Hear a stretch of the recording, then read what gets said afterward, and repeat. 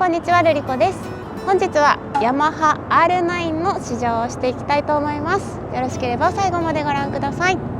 はい、というわけで今回はヤマハの R9 をお借りしております。今回は Web オートバイの撮影の合間に自分の撮影もさせていただいております。こちらの R9 なんですが、2025年の10月30日発売ということで、発売前なんですけど、もう販売が終了されてしまっているという、とても貴重なバイクですね。New Generation of Super Sports、 新世界のスーパースポーツという、コンセプトとなっております。新世界のスーパースポーツ、はい、ちょっと今広報車をお借りしているので、絶対に傷つけてはいけないということで、こちらを貼って防いでおります。絶対に傷つけちゃダメ。なんでもそうだけどね。なんでこのフィルムあってもあんま気にしないでください。はい、このね、ヤマハのね YZF シリーズ R25、R3、R6、R7、R1 があったんですが、今回はこの R9 というところにやってきました。じゃあちょっとね、車両の紹介していきたいと思います。エンジンは水冷4ストローク DOHC4 バルブ直列3気筒、クロスプレーンコンセプトの3気筒となっております。総排気量は 888cc、 最高出力が1万回転で120馬力、最高トルクが7000回転で93ニュートンメーターとなっております。タンク容量は14リッター廃屋、価格が消費税込みで149万6000円となっております。どうなんでしょうか、この価格というものは。安いなと思う方もいれば、高いなと思う方もいるかもしれないんですけど、私的にはいい安い値段じゃないかと思っちゃうんですけど、それは多分 R1 の高さを知ってしまってるから安いと思っちゃうのかもしれないですね。乗り味はどう違ってくるんですかね。今回はディープパープリッシュブルーメタリックというカラーをお借りしていて、その他にマットダークグレーメタリック、ブルーイッシュホワイトパールというカラーもあります。3色展開です。こちらの車両はとにかく軽量スリムコンパクトにこだわり抜いているそうです。まずフレームは MT-09 と同じベースモデルとはなっているんですけども、いろいろね調節をすることで低荷重時の柔軟性と高荷重時の安定性を両立しているそうです。ヤマハのスーパースポーツシリーズだと、この R9 のこのフレームがですね、約 9.7 キロと一番軽いメインフレームとなっているそうです。でね、やっぱこのウィングヘッド、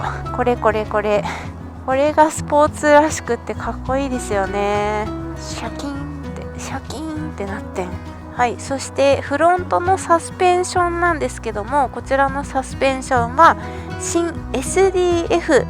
構造フロントサスペンションというものを採用されております。はい、こちらにブレンボと書いてるんですけど、このキャリパーは操作性、安定性に寄与するブレンボ製のモノブロックキャリパー、セーレマというものを採用されております。タイヤなんですけど、タイヤはこの R9 専用設計のブリヂストンスポーツラジアルタイヤバトラックスレーシングストリート RS11 というものを採用されております。あとはね、このカールの形状もすごくこだわられていて、排気熱を排出する穴、はい、これがゆっくり走ってる時とかはここの下の方に抜けていくそうなんですが、高速走行時はこう足元の方に抜けていく構造となっているそうです。やっぱこういうねカウルがついてる車両は夏は暑くてしょうがないですからね、そうやって考えてくれてるっていうだけでとってもありがたいです。はい、そして前から見るとこんな感じです。このなんかヤマハらしい顔つきですよね。こう最近のフロントに丸いやつがあってね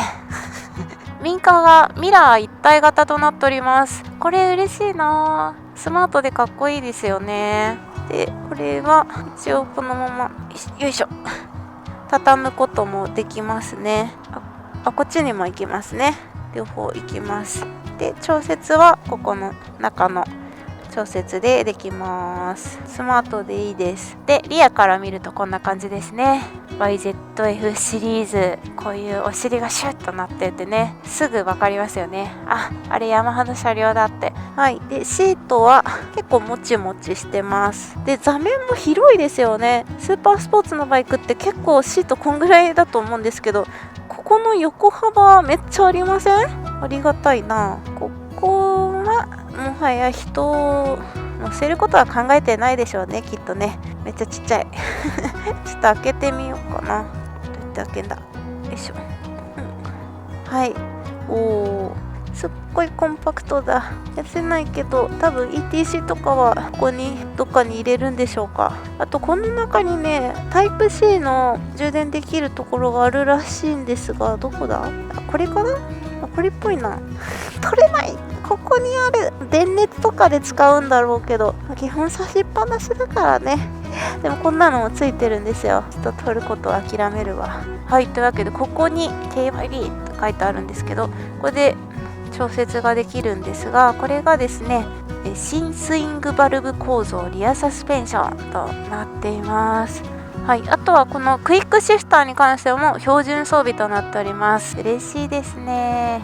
あとね、これ地味に嬉しいのが、最初からこのヘルメットホルダーがついてんの。なかなかないよね、最初からこれがついてるの。ありがたい。はい、というわけでなんかこのタンクもね、なかなかボリューミーでかっこいいですよね。タンクよりは14リッターですね。はい、というわけでハンドル周りこんな感じです。結構ボタンがねいっぱいありますね。電子制御しっかり入ってて、高機能の6軸の IMU を搭載しております。3種の制御システム、バンク角も反映したトラクションコントロール、旋回性をサポートする SCS、前輪の浮き上がり傾向時にライダーを支援する LIF を搭載しております。クラッチなんですけど、クラッチはそんな重くないかなって感じです。で、嬉しいのがここでちゃんと調節ができるんですよね。手がちっちゃい人にはとっても助かる。ありがたい。メーターなんですけれども、メーターが5インチのフルカラー TFT ディスプレイとなっております。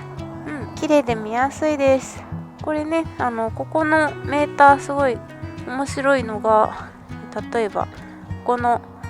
3つね、ここ項目があるんですけど、例えばここを今距離になってるけどガソリンメーターにしたいよとか、真ん中をガソリンメーターにしたいよとか、全部ガソリンメーターにしたいよなんてこともできますし、そんなことはしなくともいろいろね選べちゃう。ここは距離トリプ1がいいなとか、ガソリンメーターがいいなとか、自由度の高いメーター配置が可能となっております。で、ここのモードですね。はい、ここに今スポーツってなってるんですけど、ここがモード切り替えで、レイン、ストリート、スポーツでカスタム1、2と選ぶことができます。はい、というわけで恒例の足つきチェックをしたいと思います。私の身長は160センチ、そして厚底ブーツが4センチ厚いものを履いております。お許しください。はい、ではこちらヤマハ YZF-R9 のシート高は 830mm となっております。またがります。よいしょ。起こします。ほっ。はい、よし、こんな感じですね。スタンドを払って、今私がついてるのは足の指が全部ついてる感覚です。830mm だからこんな感じかなっていう感じではあるんですけど、このシートのこの先端部分がすっごく細くえぐれてる細いので、足つきは数値ほど悪くないかなと思います。すごい多分そこも考えられてるんじゃないかな。で、足の切り替えすると、片足だったらしっかりべったりつくって感じですね。やっぱここのシート幅狭いから、この切り替えもスッと足が降りてくれるので、とても安心感ありますね。ただちょっと気になるのがですね、ここです。これがね、なんか足に当たるのね。でもなんかちょっとこう当たんないように形状変えられてるのかもしれないんだけど、ちょっとこう低速で街中ちょぽちょぽって歩くときに若干こっちがね当たるから、その分足が広がっちゃうのよ。それが若干気になるかなぐらいかな。そんな感じ。はい、そして R9 の車両重量が195キロとなっております。取り回しをしてみます。よいしょ。軽いです。とても軽いです。結構ね、スルスルと動かせられますね。ハンドルの切れ幅はこんな感じ。なんかこういうスーパースポーツにしては切れ幅もしっかりあるんじゃないかな。でもめっちゃいいっていうわけでもないから何回か切り替えはしなきゃいけないけどね。いや、軽いです。あとね、なんかね、ここのね、私いつもこうお尻をこうシートにこう当てて取り回しをするんですが、ここの形状とこのお尻がうまくマッチしてお尻でこう押せるんですよ。これすごいやりやすい伝わるかな。はい、以上です。はい、ではエンジンかけてみようと思います。いきます。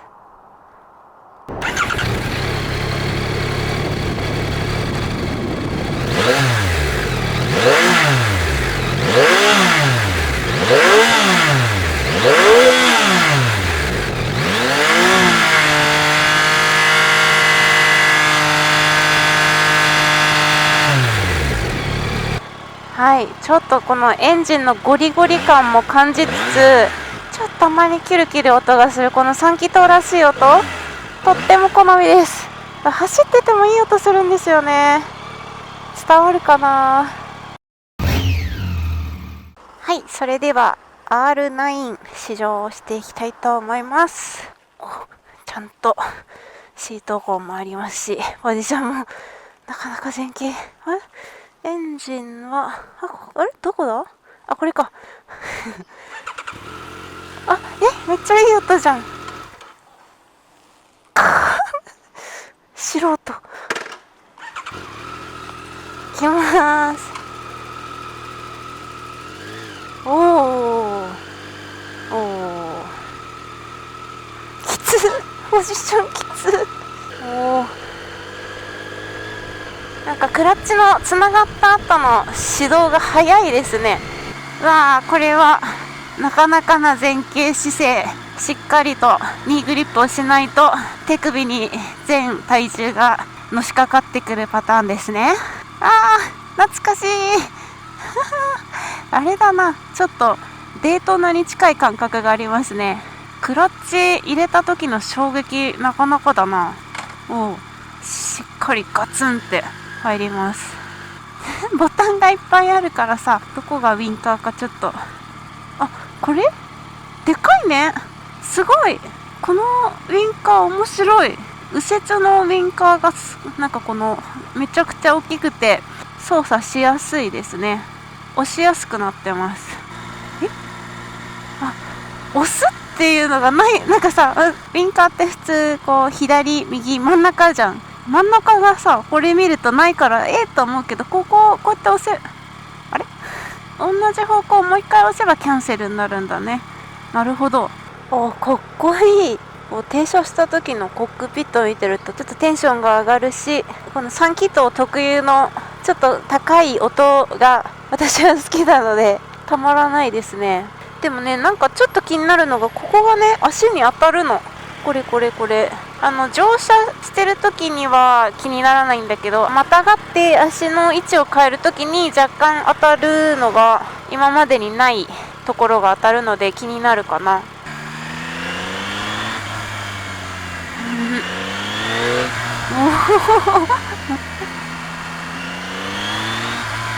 めちゃめちゃキビキビしてる。クイックシフトも使ってみよう。スッと入ってくれますね。やっぱこういうさ、絶景姿勢のスポーツモデルだとサーキット行く方もおられると思うので、クイックシフターはあった方がいいよね。それだけでタイム全然違うからね。さあ、では高速道路入っていきたいと思います。 ETC は標準ではないのでオプション装備となります。さあ、それでは高速走行です。と言いたいところなんですが渋滞です。はい、というわけで高速道路渋滞終わりまして、やっとね高速らしく走行ができています。やっぱり言わずもがな渋滞は辛いですねこのポジションなんでずっと前傾姿勢保ってるのはなかなか手首に負担がかかっていました。ただやっぱね走り出しちゃえばこっちのもんって感じで、せっかくだからいろいろ回してみよう。2速、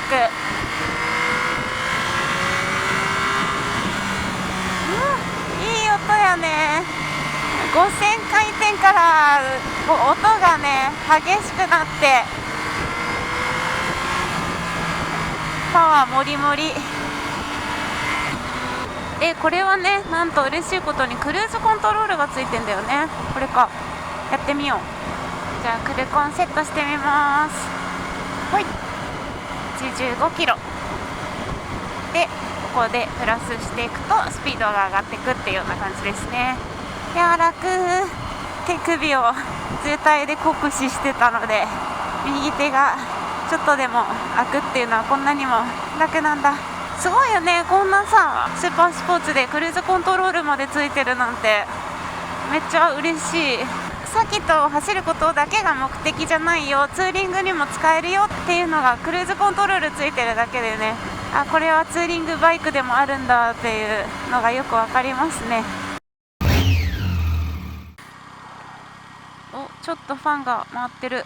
今日みたいに涼しい日はねファンが回ってもあったかいなしか思わないんですけど、真夏になるとね途端に暑くなりますから、特に同じヤマハでいうと R1 なんてとてつもなく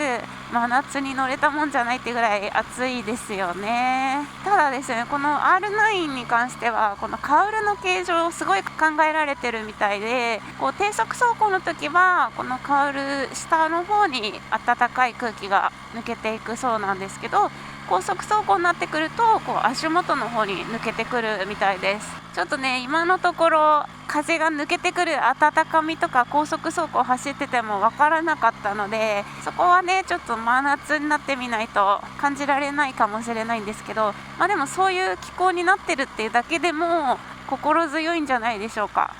あとはこちらはですね走行モードが5つありまして、レイン、ストリート、スポーツ、あとはカスタム1、2っていう風に選べるんですけど、今基本的にストリートで走ってはいるんですが、ちょっと変えてみようと思います。じゃあまずレインかな。レインはアクセルね開け始めからパワーがねこうじわーっと上がってくるような感覚なんですけど、でもそれでもね結構十分なぐらいレスポンスはいいと思いますよ。で次ストリート、普通にこれでもスポーツ走行できそうなぐらいキビキビしてます。このガツって感じわかりますか？ガツでスポーツになるともっとそれがもっとさっきまで首だけ振られてたのが体全体置いていかれるぐらいのパワー感にはなります。いいね。今日はちょっとね峠道に行けないのでくねくねを堪能できていないんですけれども、結構ねカーブとか回るときひらひら回ってくれる感じがする。なんか軽い感じだけど、なんかこう R1 とか R6 ほどピーキーな動きはしないから、なんか気楽にひらひらひらひら走っていける感じがいいよね。この YZF シリーズだと R6 と R1 がこう私の中ではめちゃくちゃ機敏な動きをするゴリゴリスポーツっていうイメージで、 R7 はツーリングに特化した感じ、すごく優しいマイルドなエンジンだなっていう印象があったんですよね。こう R7 よりの乗り味なのかなと勝手に想像してたんですけど、 R7 と、R6、R1 がこう両方にあったとしたら R9 はちょっと R6 よりなのかなと。ツーリングでも楽しめるんだけど、こうスポーツ走行も全然いける、この元気さ、スポーツ走行も楽しめるバイクなんじゃないかなと想像してます。まあね、ワインディング走ってないからちょっとなんとも言えないので申し訳ないんですけど、なんかこんな元気だと思ってなかったんで、私 R7 すっごい好きなんですよ。乗り味が街中走ってても疲れない感じがすごい好きで、だけど自分が乗ってるデイトナ675とかはもっと結構ギャンギャンの元気な感じなので、 R7 だとちょっと物足りないかなと思ってしまいそうなんだけど、そこのちょうどいいところにこの R9 が入ってきてるので、 R6、R1 ほど機敏なゴリゴリスポーツバイクまではいかないまでも、ちょっとこうやっぱ元気さは欲しいけど、まあツーリングもメインで使うよっていう方にはすごくちょうど良いかと思います。はい、正直ね、街中だとやっぱこのぐらいだと1足2足ほぼ2足メインでしか走らないので、もうちょっとね回したいなと思ってはいるんですけど、回しすぎるとあっという間にスピード出ちゃうんで我慢しつつ、だからってね、なんかこう渋滞の時アクセルバックほんと気をつけなきゃ、前に突っ込んじゃうとかもそんな気使わなくてもいいし、だけどちょうどいい元気さなんですよね。なんかそれでこの150万ぐらいの金額って、そんな安くていいのって思っちゃう。大丈夫って、ところどころの部品はこう R1 とか R6 とかよりもいいところがあったりとか、なんか電子制御も多すぎずちょうどいい感じであるので、それでも使い切れないと思うんですけど普通に乗るんだったら。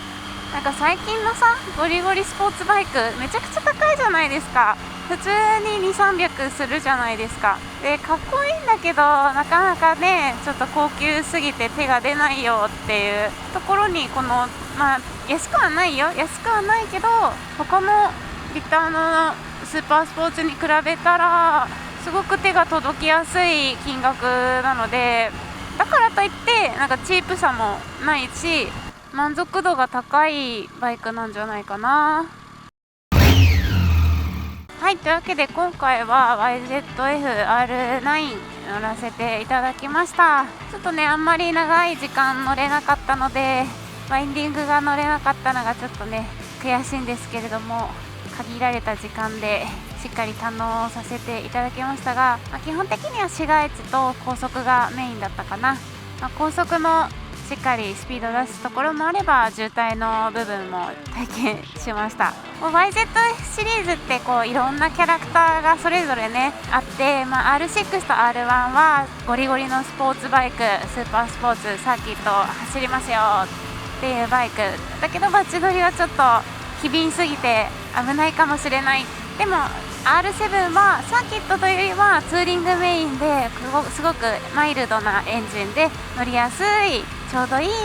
そんなバイクだったんですけど、その R9 はその両者のちょうどいいところをこう真ん中にやってきてくれたって感じかな。こうサーキットでもうこういうスーパースポーツらしくこう機敏なこう動きもしてくれるけど、でもそこまで激しくないよっていう、元気だけどツーリングでも全然疲れないよっていう感じですかね。なんかバランスがいいなって思いました。ちょっと優しい乗り味だけじゃつまらない、飽きちゃうよっていう方、ちょっと機敏すぎる動きツーリング疲れちゃうなって思っちゃう方にはちょうどいいんじゃないかな。もう嫌なところっていうのも全然ないんだけど、気になることで言えばやっぱこの右足にちょっと当たるカバーの部分と、あとはウインカーがなかなか乗れない慣れたらきっと便利なんだろうけどね、もうあとはポジションがきついなーっていうぐらいでもこういうスーパースポーツ乗りたい方ってね、ポジションなんて気にされないだろうから、前傾であれば前傾であるほどかっこいいみたいなね。私もかつてそうだったから、スポーツバイク欲しいけど機敏すぎない、だけどまったりすぎないバイクが欲しい方はとてもぴったりなバイクだと思いました。はい、というわけで今回はヤマハ R9 を試乗させていただきました。最後までご視聴ありがとうございました。バイバーイ。when you're away, do I miss you? Is it just because I can't kiss you? Is it dishes in the sink or the lack of a wink? Or just because